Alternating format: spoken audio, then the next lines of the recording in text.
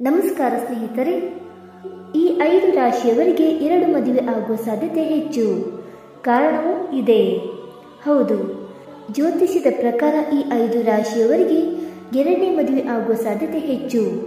ಆ ರಾಶಿಗಳು ಯಾವುವು? ವಿಚ್ಛೇದನದ ನಂತರ ಮರು ಮದುವೆ ಆಗುತ್ತಾರಾ ಅಥವಾ ಮೊದಲ 2 ಮದುವೆ ಆಗುತ್ತಾರಾ ನೋಡೋಣ ಬನ್ನಿ. ಅನೇಕ ಬಾರಿ ಕೆಲವು ರಾಶಿಯವರು ಮೊದಲ ಮದುವೆಯಾಗಿ ಕಾರಣಾಂತರದಿಂದ ಡಿವೋರ್ಸ್ ಪಡೆಯುತ್ತಾರೆ. 2ನೇ ಮದುವೆಯ ಬಗ್ಗೆ ಯೋಚನೆಯಿಲ್ಲವೆಂದರೂ ಸಹ ಕೆಲವೊಮ್ಮೆ ಅವರ ರಾಶಿ ಚಕ್ರಗಳ ಫಲದಿಂದ ಮರು ಮದುವೆ ಆಗಲೇಬೇಕಾಗುತ್ತದೆ.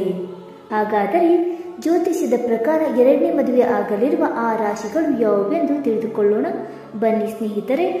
ಅದಕ್ಕೂ ಮುಂಚೆ ನೀವಿನ್ನು ನಮ್ಮ ಚಾನಲ್ಗೆ ಸಬ್ಸ್ಕ್ರೈಬ್ ಮಾಡದೆ ನೋಡ್ತಾ ಇದ್ದರೆ ದಯವಿಟ್ಟು ನಮ್ಮ ಚಾನಲ್ಗೆ ಸಬ್ಸ್ಕ್ರೈಬ್ ಮಾಡ್ಕೊಳ್ಳಿ ಸ್ನೇಹಿತರೆ. ಹಾಗೆ ವೈದಿಕ ಜ್ಯೋತಿಷ್ಯ ಮತ್ತು ಆಚಾರ ವಿಚಾರಗಳಲ್ಲಿ ನಂಬಿಕೆ ಇದ್ದರೆ ಈ ವಿಡಿಯೋಗೊಂದು ತಪ್ಪದೆ ಲೈಕ್ ಕೊಟ್ಟು ನಿಮ್ಮ ಆತ್ಮೀಯರಿಗೂ ಶೇರ್ ಮಾಡಿ. ಮೊದಲನೇದಾಗಿ ವೃಷಭ ರಾಶಿ. ಮದುವೆಯ ವಿಷಯಕ್ಕೆ ಬಂದಾಗ ವೃಷಭ ರಾಶಿಯವರು ತಮ್ಮ ಸಂಗಾತಿಯಿಂದ ನಿರೀಕ್ಷೆಗಿಂತ ಹೆಚ್ಚು ಏನನ್ನು ಬಯಸುವುದಿಲ್ಲ. ಬಹುಶಃ ಅಪೇಕ್ಷಿತ ಫಲಿತಾಂಶಗಳನ್ನು ಸಿಗದಿದ್ದಾಗ ಅವರು ಮೊದಲ ಮದುವೆಯನ್ನು ಮುರಿದು 2ನೇ ಮದುವೆ ಆಗುತ್ತಾರೆ. ಎರಡನೇದಾಗಿ ತುಲಾರಾಶಿ. ತುಲಾರಾಶಿಯವರು ತಮ್ಮ ವೈವಾಹಿಕ ಜೀವನದಲ್ಲಿ ಸಾಮರಸ್ಯ ಮತ್ತು ಸಮತೋಲನವನ್ನು ಬಯಸುತ್ತಾರೆ. ಮೊದಲ ಮದುವೆಯಲ್ಲಿ ಅದು ಸಾಧ್ಯವಾಗದಿದ್ದಾಗ 2ನೇ ಬಾರಿಗೆ ಮದುವೆ ಆಗುತ್ತಾರೆ. ಮೂರನೇದಾಗಿ ವೃಶ್ಚಿಕ ರಾಶಿ. ವೃಶ್ಚಿಕ ರಾಶಿಯವರು ತಮ್ಮ ಮೊದಲ ವಿವಾಹ ಸಂಗಾತಿಯಿಂದ ಬಯಸಿದ ಸಂಬಂಧವನ್ನು ಪಡೆಯದಿದ್ದರೆ 2ನೇ ಮದುವೆ ಆಗುತ್ತಾರೆ. ನಾಲ್ಕನೇದಾಗಿ ಧನುರಾಶಿ.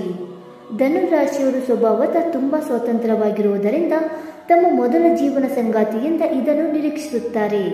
ಅದು ಸಾಧ್ಯವಾಗದಿದ್ದಾಗ ಡಿವೋರ್ಸ್ ಪಡೆದು ತಮ್ಮ ಸ್ವಾತಂತ್ರ್ಯಕ್ಕೆ ಯಾವುದೇ ರೀತಿಯಲ್ಲಿ ಹಸ್ತಕ್ಷೇಪ ಮಾಡದ ಸಂಗಾತಿಯ ಕೈ ಹಿಡಿಯುತ್ತಾರೆ.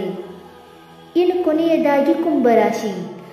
ಕುಂಭರಾಶಿಯವರು ತಮ್ಮ ಮೊದಲ ಮದುವೆಯಲ್ಲಿ ಸಂಗಾತಿಯಿಂದ ಜೀವನದಲ್ಲಿ ಬಯಸಿದ್ದನ್ನು ಪಡೆಯದ ಕಾರಣ ಅವರು ತಮ್ಮ ಮೊದಲ ಮದುವೆಯನ್ನು ತೊರೆದು 2ನೇ ಮದುವೆ ಆಗುತ್ತಾರೆ. ಸ್ನೇಹಿತರೆ, ಈ ಮಾಹಿತಿ ನಿಮಗೆ ಇಷ್ಟವಾಯ್ತಾ? ಇಷ್ಟವಾಗಿದ್ದರೆ ವಿಡಿಯೋಗೊಂದು ಲೈಕ್ ಮಾಡಿ, ಶೇರ್ ಮಾಡಿ. ಹಾಗೆ ನಿಮ್ಮ ಅನಿಸಿಕೆ ಮತ್ತು ಅಭಿಪ್ರಾಯಗಳನ್ನು ತಪ್ಪದೆ ಕಮೆಂಟ್ ಮೂಲಕ ತಿಳಿಸಿ ಸ್ನೇಹಿತರೆ. ವಿಡಿಯೋ ನೋಡಿದ್ದಕ್ಕಾಗಿ ಧನ್ಯವಾದಗಳು. Thank you so much.